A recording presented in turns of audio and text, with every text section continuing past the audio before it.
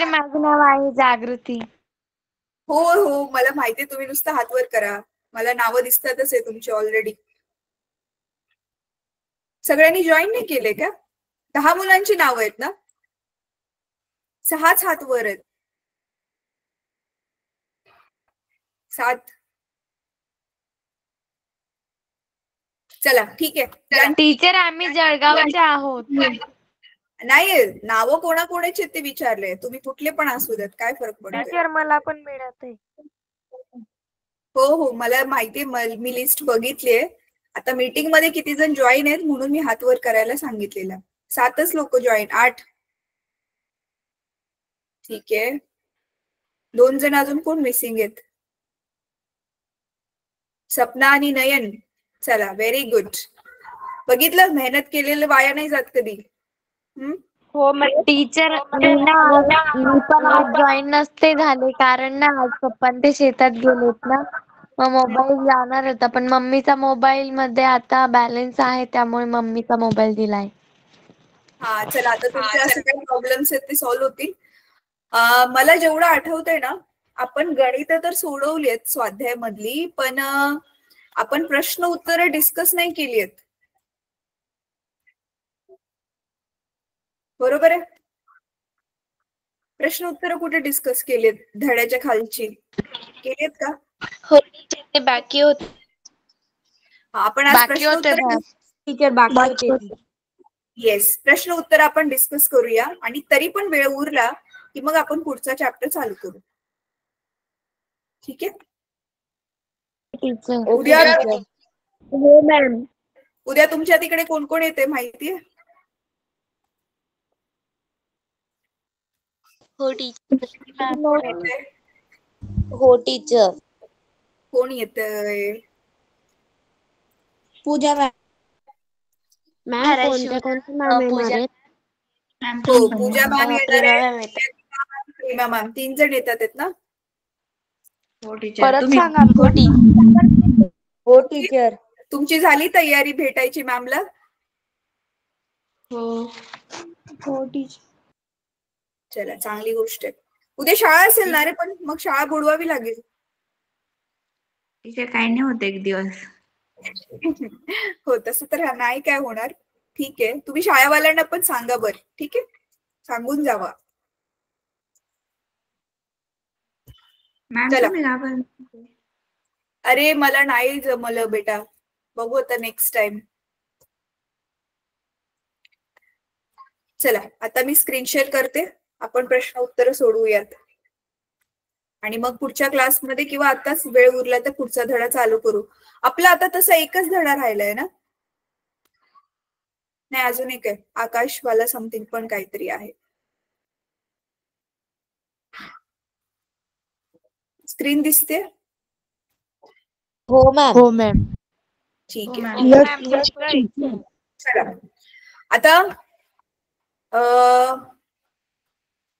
एकेकाचं मी नाव घेणार आहे, कोणाचं पण मी रॅन्डमली नाव घेऊ शकते. तर रेडी राहायचे, अनम्यूट करायचे आणि उत्तर द्यायचंय. ठीक आहे? तुम्ही ऑलरेडी ही एक्सरसाइज कदाचित शाळेमध्ये सोडवली पण असेल. चला तर पहिला नाही सोडवली मॅम. बरं ठीक आहे, काय हरकत नाही. उत्तर द्या. निरोगी मानवी शरीराचे तापमान. वेदिका सांग. वेदिका सांग.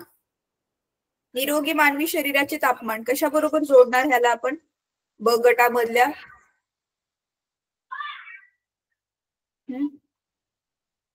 शिवम सांग. टीचर निरोगी मान 37 सेल्सिअस असतं.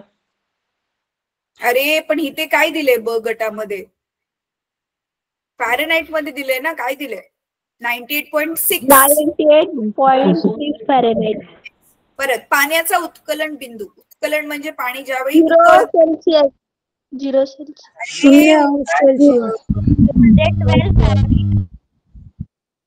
100 अंशाला 100. टीचर तुम्ही नाव घेणार होता. हो पण मी बोलायच्या आधीच तुम्ही मधून प्लीज बोलू नका.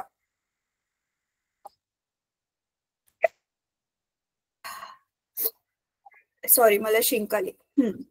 तर पाण्याचा उत्कलन बिंदू अदिती तू सांग. टीचर म्हणजे बॉइलिंग पॉइंट ऑफ वॉटर ना. हो yes, boiling point of water. 212. 212 कसं काय? अच्छा, डिग्री फॅरेनहाइट लिहिले. फॅरेनहाइट. Yes, degree Fahrenheit. ठीक आहे, फॅरेनहाइट मध्ये दिले इथे ते.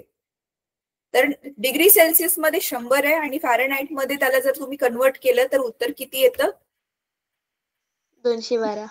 212. खरंच येते की कॅल्क्युलेट करून बघितलं? नाही टीचर, 212 खरंच येतं. हा हो टीचर, 212 बरोबर आहे. कॅल्क्युलेट करून बघायचे. कन्फर्म असेल तरच उत्तर मार्क करायचे, तुक्का नाही मारायचा. ठीक आहे. तर 212 बघा, तुम्ही आपण फॉर्म्युला शिकलेलो ना डिग्रीला फॅरेनहाइट मध्ये कसं करायचं, त्याच तो वापरा. परत कक्ष तापमान आणि पाण्याचा गोठणबिंदू. गोठणबिंदू तर ऑब्व्हियसली पाणी ज्याला बर्फ बनते तो 0.0. आणि कक्ष तापमान एक कक्ष तापमान रूम टेम्परेचर.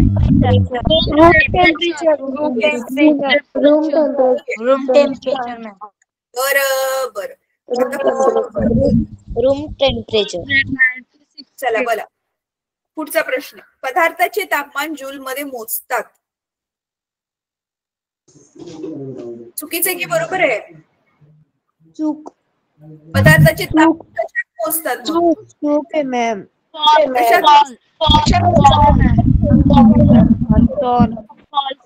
टीचर चूक आहे.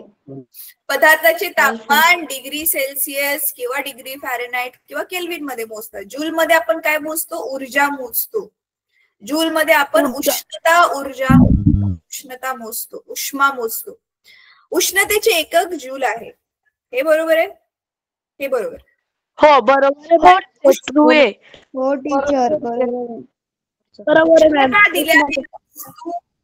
उष्णता दिल्याने वस्तू आकुंचन पावतात. True teacher. ट्रू बरोबर आहे. बरोबर आहे टीचर. बरोबर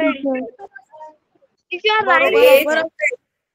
अरे आकुंचन थोडी पावतात उष्णता दिल्याने, असं काय करताय मॅडम? खोटं आहे.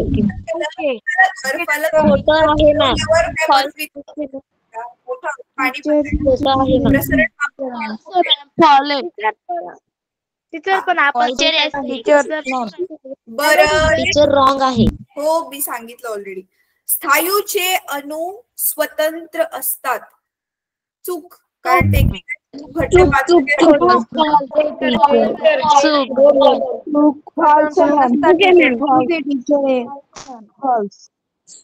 उष्ण वस्तूच्या अणूंची सरासरी गतीज ऊर्जा थंड वस्तूंच्या अणूंच्या सरासरी गतीज ऊर्जेपेक्षा कमी असते. चूक आहे.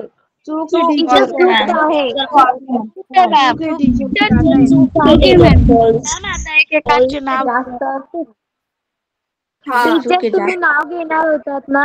हो मी आता नाव घेणार आहे. मी ज्याचं नाव घेईल तोच बोलेल बर का. सगळ्यांनी म्यूट करा आता. येस, सरासरी उष्ण वस्तूंची सरासरी गतीज ऊर्जा. गतीज ऊर्जेची सरासरीच म्हणजे काय रे? काय मोजतोय आपण? टेम्परेचर.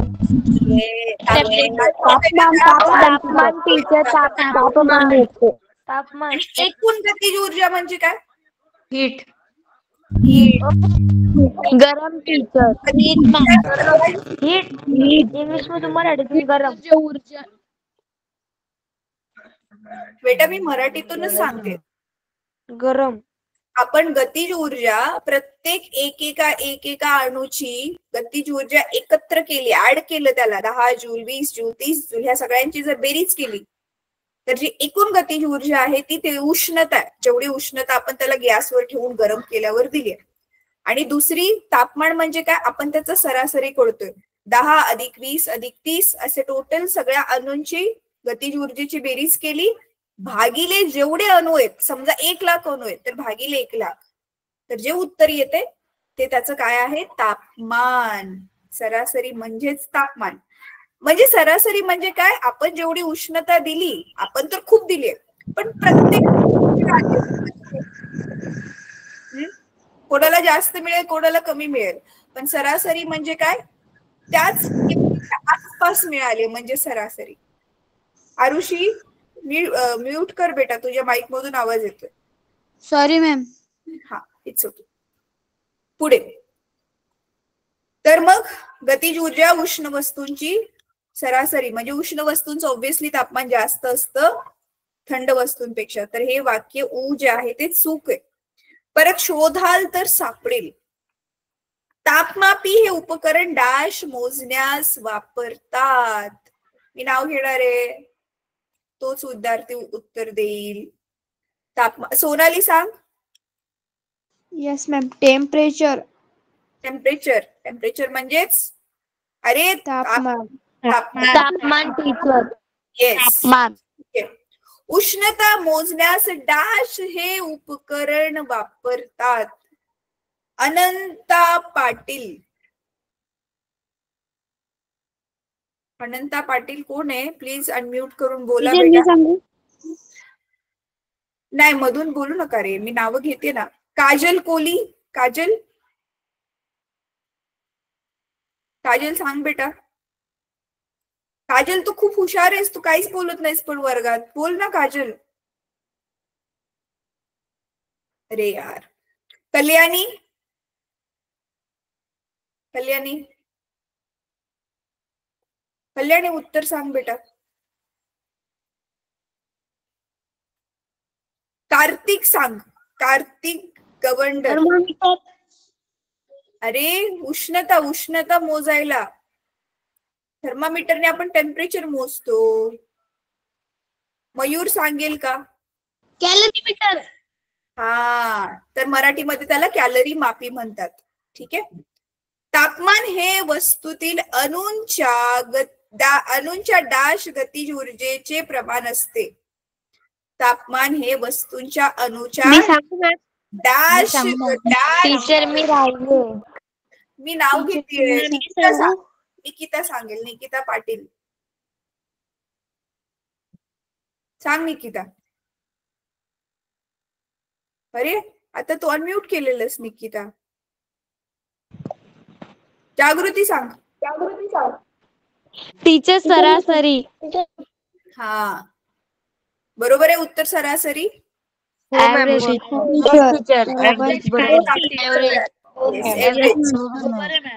इंग्रजीमध्ये त्याला ऍव्हरेज म्हणतात. आताच तर आपण डिस्कस केलेलं. एखाद्या वस्तूतील उष्णता ही त्यातील अणूंच्या डॅश ऊर्जेचे प्रमाण असते. मी सांगू. नाव घेते रे. नाव घेते. रितिका सांग. रितिका. टोटल. टोटल मराठीमध्ये आपण काय म्हणणार. एकूण. साईनाथ बेटा अनम्यूट. साईनाथ. साईनाथ. मॅम मी तर क्लासेसला नव्हतं मॅम. काय. मॅम मी कधीच जॉईन होत नव्हतं क्लासेसला, त्याच्यामुळे मला काहीच समजलं नाही. अच्छा, आता जेवढं समजते तेवढं समजून घे. साईनाथ तू बेटा बडीच्या ग्रुपला पण एकदा पण नाही. बडीच्या क्लास संध्याकाळी 6ला असतो, त्याला जॉईन झालाय. तुझ्या बडी ग्रुपमध्ये ऍडेड आहे, तिथे मीटिंगची लिंक आल्यावरती जॉईन होत जा 6 वाजता. ठीक आहे. टीचर आज मॅम मी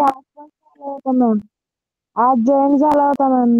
जॉईन झालेलाच व्हेरी गुड. असंच आता रेग्युलर जॉईन होत राहा. मॅम माझं नेट संपलं, लेफ्ट झालं तर चालेल का. क्लासच नव्हता आज. तर क्लास नव्हता, मग कसं जॉईन टीचर होता. टीचर बडी शिकता होता. टीचर बडी शिकता टीचर पण आजारी आहेत. बडी सेवांचा नव्हता मॅम. बरं ठीक बडी आहे. एटचा पण आजारी आहे. बरं ऐका माझी चुकी झाली. आता ते बडीवाला नको डिस्कस करायला. चला आता पुढचं लास्टला आपण त्याचं डिस्कशन करू. आधी आपला हा क्लास संपूयात. ठीक आहे. पुढे काय सांगितलेलं आहे. हा माझं नेट संपलं तर लेफ्ट झालं तर चालेल का मॅम? हा चालेल बेटा, चालेल. टीचर माझी चार्जिंग संपेल, 2% लेट झालं तर चालेल का? हा ठीक आहे बेटा, ठीक आहे. रेकॉर्डिंग बघा पण नक्की. हो मॅम, नक्की. परत, निशिगंधाने चहा बनवण्यासाठी चहाचे घटक टाकून भांडे सौर्य चुलीत ठेवले. आता ही सौर्य चुलीवर चहा बनवते. शिवानीने तसेच भांडे गॅसवर ठेवले. कोणाचा चहा लवकर तयार होईल व का? थांबा, मी नाव घेते. हे खूप सिंपल आहे, तरी पण मी नाव घेते. श्रावणी पवार. श्रावणी पवार सांगेल. श्रावणी.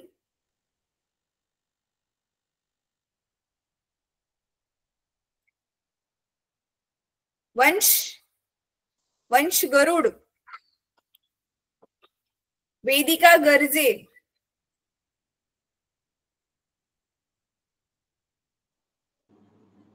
वीरेंद्र सिंग पाटील. मॅम मी सांगू? अनम्यूट करून बोला रे तुमची नावं घेतल्यावरती. सोनाली सांग बेटा, Sonali Raut. Yes ma'am. Ma'am Shivani लवकर चहा तयार करेल कारण ती गॅसवर करते. हा, चुलीवर टाइम लागतो. टीचर गॅस लवकर चालतो. आणि कसं गॅस लवकर हे होतो. पट होते मॅम गॅसवर. कोणती पण वस्तू गॅसवर प्रॉपर्ट होते मॅम. हा येस, बरोबर आहे. चला आता पुढचं. थोडक्यात उत्तरे द्या. वैद्यकीय, आता ह्याची उत्तर मी तुम्हाला एक्सप्लेन करते, मुद्दे नोट करून घ्या. आता ही तुम्हाला उत्तर नाही विचारते मी, कारण ह्याच्यात काही काही महत्वाचे पॉइंट सांगायचे. वैद्यकीय तापमापीचे वर्णन करा. त्यात व प्रयोगशाळेत वापरल्या जाणाऱ्या तापमापीत कोणता फरक असतो? हे आपण ऑलरेडी डिस्कस केलेलं. वैद्यकीय तापमापीचे वर्णन करा म्हणजेच क्लिनिकल थर्मामीटर, जे आपलं बॉडी टेम्परेचर चेक करायला वापरलं जातं. आणि त्याच्यात आणि प्रयोगशाळेमध्ये वापरल्या जाणाऱ्या थर्मामीटर मध्ये काय फरक असतो? हे क्वेश्चन, हा क्वेश्चन मी तुम्हाला होमवर्कला दिलेला आठवते. त्याच्यामध्ये आपण उत्तर सांगू का? तेजस बोल. हा बोल तेजस. टीचर, त्या दोघांमध्ये ना एक सेल्सिअस राहतं आणि एका याच्यामध्ये सेल्सिअस आणि फॅरेनहाइट दोन्ही पण राहतं. हा पहिला मुद्दा झाला. बरोबर. अजून दर्शन तू सांग. टीचर मी सांगत होतो. अच्छा, अरे पण 5-6 मुद्दे आपण डिस्कस केलेत, विसरला तुम्ही? हा शिवम सांग. एकच सांग तू, पण तोपर्यंत बाकी अजून मुद्दे लक्षात ठेवा. टीचर, जे क्लिनिकल थर्मामीटर असतं ना, त्याच्यामध्ये ना ट्यूबला, त्याच्या मर्क्युरी ट्यूबला ना छोटीशी किंक असते आणि जे लॅबोरेटरी थर्मामीटर असतं त्याला किंक नसते. Yes, very good. सांगू? हा लावण्य सांग बेटा. अजून एक दुसरा. मॅम, जे क्लिनिकल थर्मामीटर असतं ना त्याच्यामध्ये मर्क्युरी असते आणि जे प्रयोगशाळेमधलं असतं ना त्याच्यामध्ये अल्कोहोल असतं. हा, म्हणजे त्याच्यात मर्क्युरी पण असते, पण खूप वेळा ते अल्कोहोल पण वापरलं जातं त्याच्यात. बरोबर, ठीक आहे. आता आणखी काय मुद्दे जे उरलेत मी तुम्हाला सांगते. रेंज. प्रयोगशाळेत वापरल्या जाणाऱ्या थर्मामीटरची रेंज कुठून ते कुठपर्यंत असते? -10 ते 110 असते. आठवतंय ना? हो टीचर. हो टीचर. प्रयोगशाळेत क्लिनिकल थर्मामीटर. हो टीचर. मॅम, आम्ही शाळेत लिहिलं होतं तर 40 सेल्सिअस ते 110 सेल्सिअस लिहिलं होतं. अरे ते क्लिनिकल थर्मामीटर बेटा, मी प्रयोगशाळेतलं सांगितलं. प्रयोगशाळेतलं -10 ते 110 आहे आणि जे क्लिनिकल वैद्यकीय थर्मामीटर आहे त्याचं 35 पासून 42 येणारे मुलं. हो मॅम. 35 Celsius to 42 Celsius. सगळ्यात मोठा, हा, आणि सगळ्यात मोठा अजून एक सोपा मुद्दा, सगळ्यात सोपावाला मुद्दा. वैद्यकीय थर्मामीटर माणसाच्या शरीराचं तापमान मोजण्यासाठी वापरतात आणि प्रयोगशाळेत वापरले जाणारे थर्मामीटर वेगवेगळ्या वस्तूंचे तापमान मोजण्यासाठी वापरतात. झालं. किती झाले मुद्दे? जवळजवळ 6 मुद्दे झाले है ना? हो टीचर. Yes teacher. हे 6च्या 6 मुद्दे हो लिहा. टीचर. परत उष्णता व तापमानात काय फरक आहे, त्यांची एकके कोणती? आता ह्याच्यामध्ये व्याख्या लिहावी लागेल. उष्णता म्हणजे काय? अणूंची एकूण गतिज ऊर्जा. आणि तापमान म्हणजे काय? अणूंची सरासरी गतिज ऊर्जा. परत तापमान आपण कशात मोजतो? तापमान आपण डिग्री सेल्सिअस किंवा डिग्री फॅरनहाइट किंवा केल्विन मध्ये मोजतो. तर उष्णता आपण जूल मध्ये किंवा कॅलरी मध्ये, जूल मध्ये मोजतो. जूल किंवा कॅलरी. एकक जूल. जूल आहे आणि सीजीएस एकक कॅलरी आहे. परत कॅलरी मॅपीची रचना आकृतीसह समजावा. हा प्रश्न पण मी तुम्हाला होमवर्कला दिलेला आठवते. कॅलरी मापीची आकृती काढून ती कसं ताप करते, आपण त्याने कसं उष्णता मोजू शकतो, त्याचं ते सूत्र काढायचे लिहून. आठवते मी तुम्हाला हायलाइट करून सांगितलेलं, इथून ते इथपर्यंत लिहा आणि आकृती काढा. तेच ह्याचं उत्तर आहे. हो मॅम सांगेल मी. हा, तेच ह्याचं उत्तर आहे. सांगितलेलं होतं टीचर. रेल्वेच्या रुळात ठराविक अंतरावर फट का ठेवली जाते, हे स्पष्ट करा. रेल्वेच्या रुळावरच. अरे ऐका रे, मेटलची बनलेली असते. रेल्वेच्या रुळावरच नाही. जर तुम्ही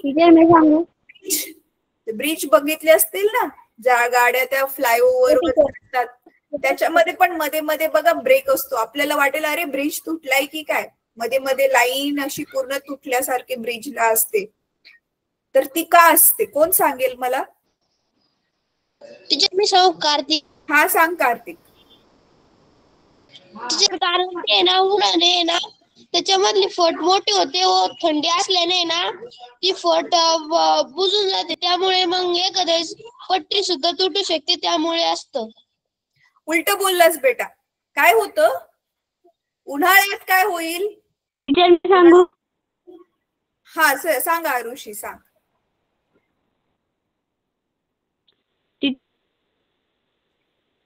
आरुषी सांग बेटा. उष्णता निर्माण झाली की ना मग ते घर्षणमुळे ना ते चाकांमध्ये उष्णता निर्माण नाही बेटा आरुषी, तुझा आवाज न व्हावी म्हणून फट. तर मी सांगू का? अच्छा ऐका, बरं मी सांगते. बरं शिवम सांग शिवम. टीचर जेव्हा उन्हाळ्यात आहे ना ते एक्सपांड होते, जी पटरी होती ती एक्सपांड होऊन जाते. आणि हिवाळ्यात आहे ना ती कॉन्ट्रॅक्ट होते.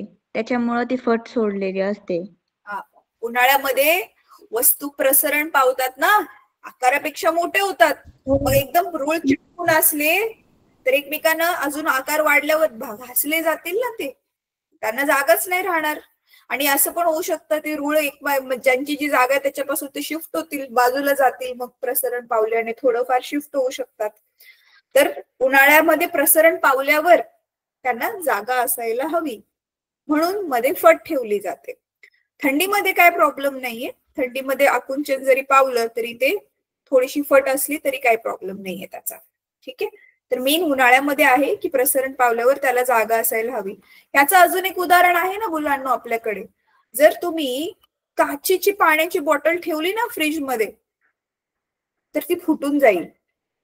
का? कारण बर्फ बनल्यावर बर्फाला जास्त जागा लागणार आहे ना. इथे उलट होतंय. इथे आठवते ना आपण, हे तुम्हाला आहे आता 10वीला की पाण्याचं पाणी उलट वागतं. पाणी का ना उलट वागतं. पाण्याला आपण थंड केलं, पाण्याचं आकारमान कमी व्हायला पाहिजे. पण 4 अंशाला पाणी आलं आणि जसं ते बर्फ बनायला सुरुवात होते ना, तर 4 अंशाला येताना त्याचं आकारमान कमीच होतंय. पण 4 अंशाला खाली चाललं ते मोठं होतं आकाराने. म्हणून मग पाण्याला पाण्यापेक्षा जागा लागते. हा बोल जागृती. टीचर आता तुम्ही जे रेल्वेचं सांगत होते ना, रेल्वे प्रसारण, ते पुन्हा एकदा सांगा ना, कारण मला कॉल आलेला ना तर मला काहीच ऐकायला नाही आलं. बेटा उन्हाळ्यामध्ये वस्तू प्रसरण पावतात ना, मग पटरी गॅप नसेल तर पटरी मोठी होणार आहे. तर गॅपच नाही ठेवला तर मग कसं ते मोठं झालं, तिला जागा पाहिजे ना. म्हणून हो गॅप ठेवला जातो. ठीक आहे, तेच सांगितलं. तर पाणी काय होतं, बर्फ मग मोठा आकार होतो त्याचा बर्फाचा. टीचर तो गॅप कुठे असतो, म्हणजे जिथे आपली पटरी असते, म्हणजे जो ऐक, काय आपण पोल म्हणतो, पोल मध्ये गॅप सांगताय का तुम्ही? नाही नाही, पटरीचा जो रूळ असतो ना, स्टीलचा रॉड असा लांब, हो ना, त्या रॉड मध्ये ना, त्या रॉड मध्ये हा मध्ये मध्ये गॅप असतो त्याच्यामध्ये. असतो ना टीचर? हा असतो, तेच तर विचारले इथे. टीचर म्हणजे असा मोठा, टीचर म्हणजे मोठा गॅप नाही, म्हणजे एका साइडने इकडून रेल्वे येते आणि या साइडला गॅप आहे, तो वाला गॅप नाही.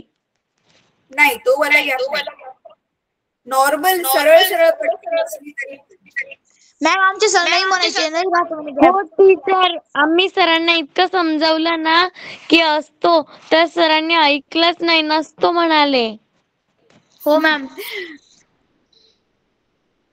आणि टीचर मी घरी मम्मी पप्पा त्यांना पण विचारलं, तर मम्मी पप्पा ते म्हणत होते की तसा जर कधी गॅप राहिला तर ऍक्सिडेंटच होतील म्हणे. नाही नाही, थोडासा गॅप असतो, एकदम मोठा पण गॅप नसतो की ऍक्सिडेंट होईल. आणि मॅम जेव्हा रेल्वे त्याच्यावर चालते ना, ते दोघी गॅप चिपकता ना मॅम. हा मी दाखवते तुम्हाला, जरा थांबा एक मिनिट, एक चित्र दाखवते तुम्हाला. टीचर आम्ही ना, ही आपल्या क्लासची रेकॉर्डिंग आली का, मग मी ना सरांना हे सबूत म्हणूनच दाखवेल. सर सांगितलं होतं सरांनी आम्हाला की मला तर विश्वास नाही होत, तुम्ही सबूत घेऊन या, तेव्हाच मी खरं मानेल म्हणून, असं म्हंटले होते सर.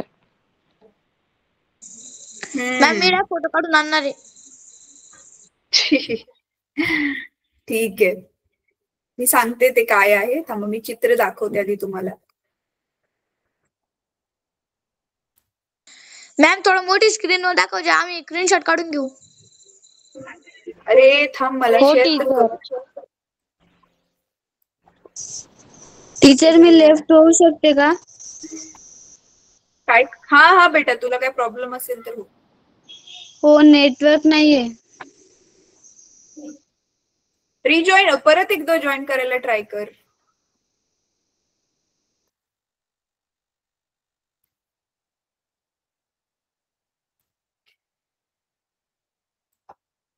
एक मिनिट आहे मुलांनो, ही इमेज मी सेव्ह करते, होतच नाहीये. हा झाली.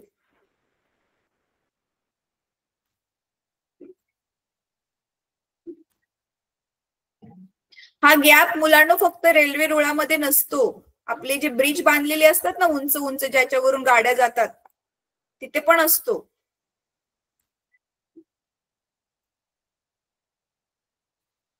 कळलं का मी काय म्हणते? हो मॅम. Yes ma'am. थांबा मी दाखवते. हो मॅम.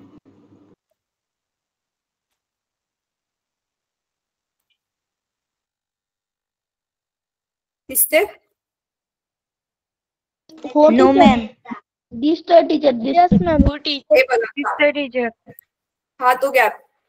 नाही टीचर, हा गॅप नाही दिसत नाहीये. टीचर हा असा वाला गॅप नाही. पण इथल्या टीचर प्रश्नात रेस्ट पाहिजे, टीचर डायरेक्ट अशी आडवी नाही, उभी उभी उभी रेस्ट डायरेक्ट टीचर, उभी. हो टीचर, तसा वाला गॅप सांगते मी. उभी ऐका. डायरेक्ट अशी. हो, तुम्ही बरं आडवी ऐका रे, दाखवली. मी काय म्हणते टीचर तुम्हाला. गॅप ना, ती पटरी बदलण्यासाठी राहतो. बरं ऐका, मी काय म्हणते तुम्हाला. तुम्ही ज्या कुठल्या गॅप बद्दल बोलताय, पण इथे प्रश्न जो विचारलाय तो ह्या गॅपच्या संबंधित विचारलाय. आता ही जे दोन पटऱ्या आहेत, ह्या उष्णतेने ज्यावेळी गरम होणार, तर त्यावेळी मग हा गॅपमुळेच ते एकमेकांना मोठ्या जरी झाल्या तरी चिटकतील आणि गॅप कव्हर होईल. पण जर गॅपच नाही ठेवला तर एकमेकांवर चढतील त्या ना. टीचर एकमेकांवर मला पण आता असं वाटायला लागलंय की मी जो विचार करते ना तो माझा विचार चुकीचा आहे. कारण मला पण हे माहिती नव्हतं की याच्यामध्ये गॅप असतो म्हणून. मी ना जेव्हा म्हणजे आम्ही 7वी ला होतो ना तेव्हा आम्हाला सरांनी सांगितलेलं की हे जे म्हणजे प्रसरण पावतं हे एकमेकांना चिपकतं म्हणून. मग आता जे तुम्ही सांगतायत ना मग त्याच्यावरनं आता मला कन्फ्युजन माझं कळालं की रेल्वेचं प्रसरण पावतं रेल्वे रुळाचं ते कशा पद्धतीने पावतं ते आता तुम्ही जसं एक्सप्लेन करून सांगतायत ना फोटो दाखवून आत्ता कळालं मला. मी सरांना सांगत होते ते चुकीचं होतं. अच्छा ठीक आहे, काही हरकत नाही, कधी कधी होतं. आणि ना मुलांना फक्त टीचर हे आम्हाला असं वाटलं की ही जी पटरी असते ना हिच्यामध्ये डायरेक्टली असं म्हणजे सरळ गॅप असतो पूर्ण. हा जो आडवा आहे ना तो असं सरळ असतो असं आम्हाला वाटलं. नाही नाही नाही,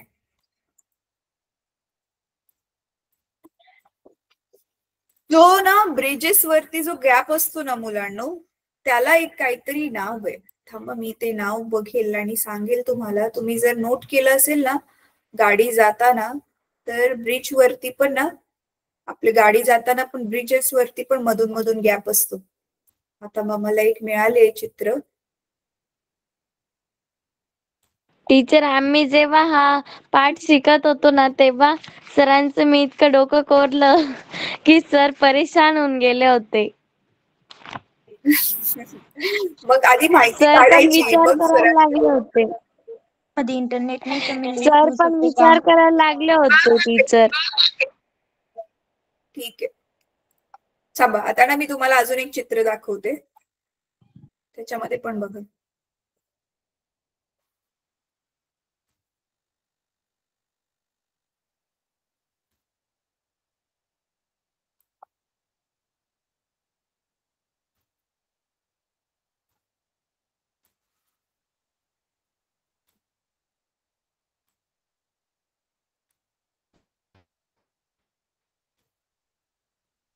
ब्रिज वरून तुम्ही गेलाय गाडी जाताना बघितलंय कधी रस्त्याकडे?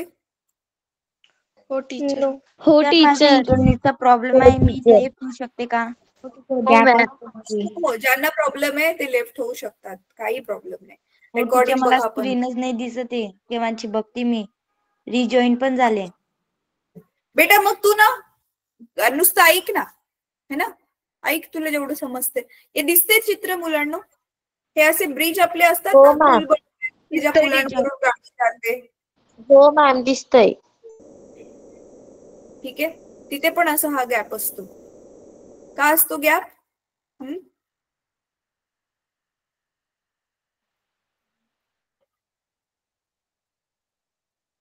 तेच की ज्याच्यापासून पण हा ब्रिज बनलाय, ज्या पण मटेरियल पासून हा ब्रिज बनलाय ते मटेरियल पण तर हे होणार आहे ना, वाढणार आहे, प्रसरण पावणार आहे उष्णतेमध्ये. तर मग त्याच्यासाठी काय करायचं? तर त्याच्यासाठी काय करायचं, ह्याला काय म्हणतात माहिती इंग्रजीमध्ये? Expansion joint.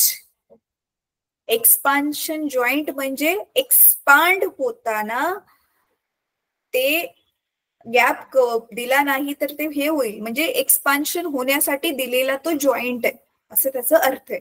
इंग्रजीमध्ये त्याला एक्सपान्शन जॉईंट म्हणतात. आता मराठीमध्ये त्याला काय म्हणतात त्याचं काय बघावं लागेल थोडस. तुमच्या पुस्तकामध्ये तर मला नाही वाटत हा शब्द दिलाय, पण ह्याला एक्सपान्शन जॉईंट म्हणतात. मग मराठीमध्ये पण ह्याचं काय असेल तर मी चेक करते. तर मला सांगा तुमच्यापैकी किती जणांना आ ई वाली जी गणित मी सोडवायला तुम्हाला दिलेली,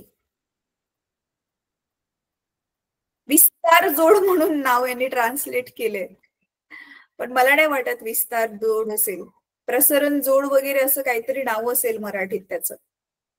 पुढे जाऊन तुम्हाला जर 10वीला असेल 10वीच्या मराठीच्या पुस्तकात.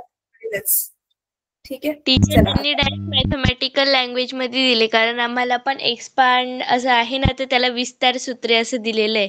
त्यांनी मॅथमॅटिकल लँग्वेज दिली ती. हो टीचर, आम्हाला ना मॅथमॅटिक्सला 5 नंबरचा जो चॅप्टर आहे ना त्याचं नाव पण विस्तार सूत्रेच आहे. हो, तर ते गुगल काय एवढं माणूस नाहीये ना, तर ते त्याच्या हिशोबानेच ट्रान्सलेट करतं. तर पण जरुरी नाहीये त्याने जे ट्रान्सलेशन दिले ते बरोबर असेल. ठीक आहे, चला मग आता वायूचा व द्रवाचा प्रसरणांक म्हणजे काय हे सूत्रांद्वारे स्पष्ट करा. हे सूत्रांद्वारे स्पष्ट करा. सूत्र आपण प्रसरणांकासाठी कोणती बघितलेत सूत्र? तुम्ही काय म्हटलं आपला धडा झालाय म्हणून? एक टॉपिक राहिलाय, चला आता कव्हर अप करूया हा शेवटचा. ठीक आहे, जर बरं झालं ना हा प्रश्न आला, नाहीतर आपली गडबडच झाली असती. हा वाला टॉपिक राहिलाय आपला. हे बघा, हे वाला स्थायूचे प्रतलीय एक्सपान्शन वगैरे, हे पण राहिले आपलं. होऊ शकते का? हा, ज्यांना प्रॉब्लेम आहे ते लेफ्ट होऊ शकतात. रेकॉर्डिंग बघा. हे आपलं बरंच राहिलंय. चला, बरंच राहिलंय आपलं. हे कॅलॉरीमीटर नंतरचं हे कम्प्लीट राहिलंय आपलं. बरं ठीक आहे, चला, काय हरकत नाही. उष्णतेचे परिणाम, इफेक्ट्स ऑफ हीट. उष्णतेमुळे काय काय होतात आपण ते बघूया. हा बेटा बोल. आपलं एक्सपान्शन ऑफ सॉलिड पासून बाकी ना. हा, येस, आपल्या इथून बाकी आहे. चला ठीक आहे, आता कम्प्लीट करूया, काही हरकत नाही, जेवढं होईल तेवढं. आता उष्णतेचे परिणाम. कुठल्या पण गोष्टीला तुम्ही उष्णता दिली. आता उष्णता आपण कशाला देऊ शकतो? स्थायीला देऊ शकतो, वायूला देऊ शकतो, आणि लिक्विड द्रवांना पण देऊ शकतो. तर मग ह्या तिघांवरती काय काय परिणाम होणार आहे ते आता एक एक करून हे तुमच्या पुस्तकात दिलंय. ठीक आहे, तर आता प्रसरण. कुठल्या पण वस्तूला जर तुम्ही गरम केलं तर ती आकाराने वाढते, प्रसरण पावते. ठीक आहे, तर प्रसरण होतं एकतर गरम केल्यानंतर, तर ते इथे दिलेलं आहे की कोणत्याही पदार्थास उष्णता दिली गेल्यास त्याचे तापमान वाढते, तसेच त्याचे प्रसरण होते. होणारे प्रसरण त्याच्या तापमान वाढीवर अवलंबून असते. जर जास्त तापमान दिलं आपण तर जास्त प्रसरण पावेल. थोडस आपण त्याला गरम केली तर ती थोडी प्रसरण पावेल. तर स्थायू, द्रव, वायू आणि ह्या तिघांचं पण प्रसरण होतं. असं नाही की स्थायू प्रसरण पावतात आणि वायू नाहीत पावत, असं नाहीये. तिघांचं पण प्रसरण होतं. ठीक आहे, तर आता एक एक करण आपण बघणार आहोत. स्थायूचे प्रसरण. आता हे जे स्थायूचे प्रसरण आहे मुलांनो, हे एक रेषीय प्रसरण म्हणजे काय ते मी तुम्हाला आता सांगेलच. पण त्याच्या आधी आपण काय करायचंय, मी तुम्हाला एक व्हिडिओ दाखवते. इंटरेस्टिंग आहे तुमच्या, मग अजून हे लक्षात छानपैकी राहील हा टॉपिक.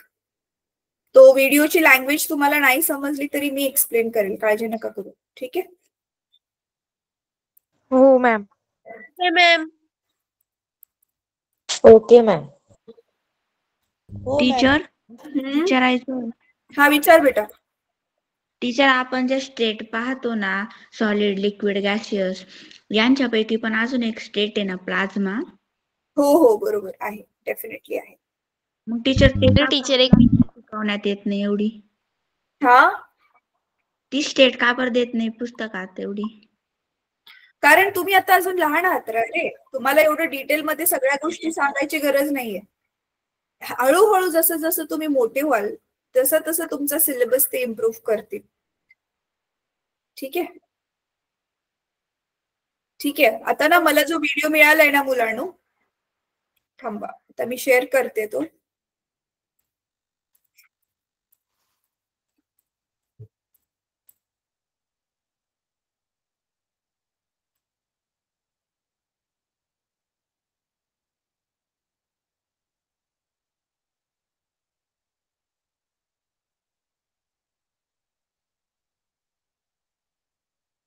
इंग्लिश मधलाच आहे चांगलावाला व्हिडिओ, काळजी नका करू, पण मी तुम्हाला तो मराठीमध्ये एक्सप्लेन करते. ठीक आहे, कारण दुसरे जे हिंदी मधले वगैरे व्हिडिओ ते काही एवढे चांगलेवाले नाहीयेत, चांगल्या क्वालिटीचे, म्हणजे असं दिसायला पण छान असतील, त्याच्यात एक्सप्लेन पण चांगलं केलं असेल असे ते नाहीयेत. चला आता मी शेअर करते स्क्रीन. आपण हा व्हिडिओ कम्प्लीट बघूया. आणि मगच जायचे बरं का मीटिंग सोडून. जास्त वेळ नाही लागणार, तसा हा 4च मिनिटाचा व्हिडिओ. तोपर्यंत आपला क्लास टीचर 4 मिनिटात क्लास क्लोज होऊन जाईल. नाही बेटा, अजून आपल्याला 14 ना 6 मिनिटात आपला क्लास संपायला आणि हा व्हिडिओ.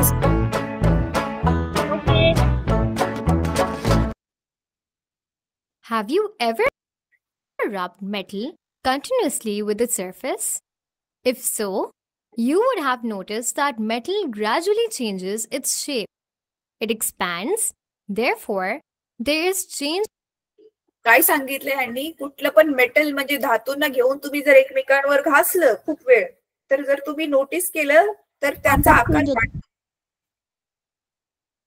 आकार वाढतो. In either its area, volume, or shape. त्यांचं काय होतं, एरिया म्हणजे क्षेत्रफळ किंवा आकारमान किंवा त्यांचा आकार, हे 3 बदलतात. Even when iron is exposed to heat, it expands. These are all the effects of thermal expansion. So, what is thermal expansion? Thermal expansion म्हणजे उष्णतेमुळे होणारं प्रसरण. थर्मल म्हणजे आपण उष्णता देतोय. It is a process in which a body expands in either area, volume, or shape when heated. Thermal expansion म्हणजे काय आहे, ज्यावेळी आपण कुठल्या पण बॉडी म्हणजे कुठली पण वस्तू ती प्रसरण पावते जेव्हा तिला आपण गरम करतोय. आणि प्रसरण पावताना तिच्या कुठल्या वस्तू कुठल्या गोष्टी वाढू शकतात. एकतर तिचा एरिया म्हणजे क्षेत्रफळ वाढू शकतं, किंवा व्हॉल्यूम म्हणजे आकारमान वाढू शकतं, किंवा तिचा आकारच चेंज होतो. Thermal expansion occurs in solids, liquids, and gases. First, let's consider solids. When a solid is heated, it expands in size and shape, resulting in an increase in length, area, or volume of the solid. This is known as a thermal expansion of solids. But what makes a solid expand? When a solid is heated, the molecules that make up the solid begin to vibrate. This takes up more space and the solid matter expands. Let's see an example of expansion in solids. When you can't open a tight jar, it is recommended that you place it under hot water for a minute. The metal lid will expand because it heats up and won't be so tight anymore. Now, you can open it easily. Next, let's study thermal expansion in liquid. कळलं काय सांगितलं त्यांनी? प्रसरण काच पावतात, स्थायू का प्रसरण पावतात? तर त्याच्यामध्ये काय सांगितले, स्थायू ज्या अणूंपासून बनलेत, गरम झाल्यामुळे ते अणू काय करतात, आधी पण ते हलतच असतात थोडे थोडे, आता ते जास्त हलायला लागतात, कंपन जास्त होतं त्यांच्यामध्ये, व्हायब्रेट जास्त होतात, आणि त्याच्यामुळे मग त्यांना जास्त जागा लागते, म्हणून मग ते एक्सपांड होतात, प्रसरण पावतात. आणि त्याच्यासाठी बघा हे खूप सुंदर उदाहरण दिलंय. आपले ज्या जॅमच्या बॉटल्स असतात बघा, त्यांच्यावरती जे झाकण असतं हे असंच बनलेलं असतं, लवकर निघतच नाही ते खूप जोर लावला तरी, पण मग थोडंसं त्याला गरम पाण्यामध्ये तुम्ही हे केलं की मग ते लगेच निघतं. कारण मग काय होतं, त्या झाकणाचा आकार थोडा वाढतो आणि ते इझिली लूज होतं आणि निघतं. मग आता लिक्विड्स म्हणजे द्रव. ठीक आहे, द्रवांना उष्णता दिल्यावर काय होतं? Thermal expansion in liquids. Like solids, liquids also expand when heated. However, since liquid particles are usually less tightly bound to other particles, they generally move further than solid particles when heated. Hence, liquid expands more than solid when exposed to the same temperature. In a thermometer, mercury is an example of expansion in liquids. When we increase the temperature, the mercury starts to expand, and we can clearly see an increase in the level of mercury. Finally, let us see how gases react when they are heated. सोपं होतं.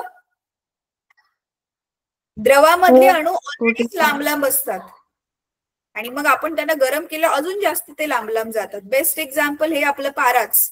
आधी बघा नुसते त्या छोट्याशा bulb मध्ये तो पारा आहे, पण आपण जसं त्याला गरम करतोय तो पारा मोठा होऊन म्हणजे प्रसरण पाहून वर वर वर वर जातोय आणि आपल्याला मग तापमान सांगतोय, है ना.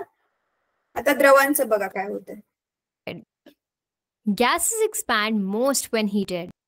This is because gas particles are far apart and are weakly attracted to each other. It is much easier for them to move further than solids or liquid particles when heated. Heat causes the atoms of the gas to vibrate and take up more space. For example, the gas gauge on a car. People are much more likely to run out of gas in the summer than in the winter. Why is that? Well, the gas in your car expands just like everything else, and it changes the reading on your fuel gauge. In the summer, gas takes up more space in the tank. So, when the fuel gauge reads empty, it indicates that there is significantly less fuel left in the tank than it would be during winter. You may get an extra 35 miles after the fuel gauge shows empty in the winter, but that won't be the case in the summer heat. So, be careful. You don't have to walk 3 miles to the gas station just because you don't know about thermal expansion. हे बघा किती सुंदर उदाहरण दिलंय. ह्याच्यामध्ये काय सांगितलं तुम्हाला माहितीये ना, सीएनजी वर गाड्या चालतात मुलांना, सीएनजी गॅस असतो. हो टीचर. बरं ऐका, तर ह्याच्यामध्ये तेच सांगितलंय की आपला जो वायू असतो त्याचे अणू ऑलरेडीच लांब लांब असतात आणि त्या एकमेकांमधलं जे अट्रॅक्शन आहे म्हणजे एकमेकांना आकर्षित करणारा जो बल आहे ज्याच्यामुळे अणू एकत्र बांधले जातात, तो स्थायूमध्ये ते बल खूप जास्त असतं, द्रवामध्ये थोडं कमी असतं आणि वायूमध्ये सगळ्यातच कमी असतं. त्याच्यामुळे ते ऑलरेडीच लांब लांब आहेत आणि उष्णतेमुळे ते अजून लांब खूप सहजपणे जातात.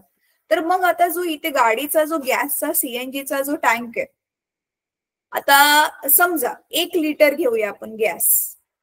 1 लिटरच गॅस उन्हाळ्यामध्ये जास्त जागा खातोय आणि थंडीमध्ये 1 लिटरच गॅस काय करतोय, कमी जागा खातोय. त्याच्यामुळे थंडीमध्ये त्यांनी काय सांगितलं की कदाचित ज्यावेळी तुमचं ते इंडिकेटर गॅस संपला असं दाखवतंय तरी पण तुम्ही अजून 2-3 माइल्स पर्यंत जाऊ शकता. पण उन्हाळ्यात काय होतंय, टँक तर फुल दाखवतोय पण त्याच्या आधीच गाडी थांबली, कारण तेवढ्याच गॅसने खूप जास्त जागा खाल्लेली होती. म्हणून मग त्यांनी काय सांगितलं की मग केअरफुल राहा. तुम्हाला थर्मल एक्सपान्शन काय आहे म्हणजे उष्णतेचे प्रसरण काय आहे हे माहिती नसल्यामुळे तुम्हाला 3 माइल पर्यंत गाडीला धक्का देत देत जावं लागेल मग. आणि फक्त 3 माइलच नाही, जोपर्यंत पेट्रोल पंप भेटत नाही तोपर्यंत जावं लागेल मग. हे असं सांगितलं ह्यांनी. Let's summarize what we learned today. चला, कळलं? चांगला होता हा व्हिडिओ. आता आपण पण खूप सोपं होतं. आता ना ह्याच्यामध्ये मुलांना त्यांनी जे सांगितलंय ना, काय सांगितलं की स्थायूंमध्ये त्यांची लांबी वाढू शकते किंवा त्यांचं पूर्ण क्षेत्रफळ वाढू शकतं किंवा पूर्ण आकारमान वाढू शकतं. तर तुम्हाला एक रेषीय प्रसरण, एक रेषीय म्हणजे काय, आता तुमच्याकडे तार आहे, तारेला गरम केलं तर ती काय होणार आहे, त्या एका रेषेतच ती लांब होणार आहे, राईट. तर ती एका रेषेमध्ये तिचं कसं प्रसरण होतंय ते आपण नेक्स्ट क्लासमध्ये बघणार आहोत. ठीक आहे, तर नेक्स्ट क्लासमध्ये आपला हा धडा नक्की संपेल.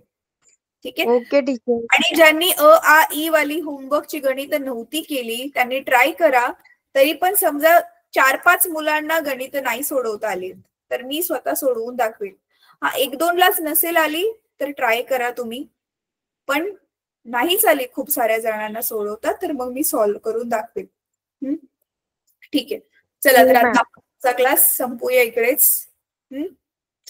Okay teacher. Okay, bye teacher. Good night. Good night. हे ऐका मुलांना, हा जो शेवटचा पार्ट जो आपला शिकवायचा राहिलाय चांगला वाचून या. तो एक होमवर्क आहे तुम्हाला. हे प्रसरण उष्णतेच्या परिणामामध्ये जे प्रसरणवाला म्हणजे जेवढा धडा राहिलाय ना तो सगळा व्यवस्थित वाचून या. आधी मी त्याच्यावरचे प्रश्न विचारेल तुम्हाला. ठीक आहे. चला. मॅम. हो टीचर. Yes ma'am. ठीक येस आहे. थांबा. Teacher. Bye. Good night. Thank you. चला ठीक आहे सगळ्यांना. Okay, good night. Good night. Thank you. Good night you. Bye teacher. Good night. एक मोबाईल का 1 मिनिट मी एक अनाउन्समेंट करते फक्त.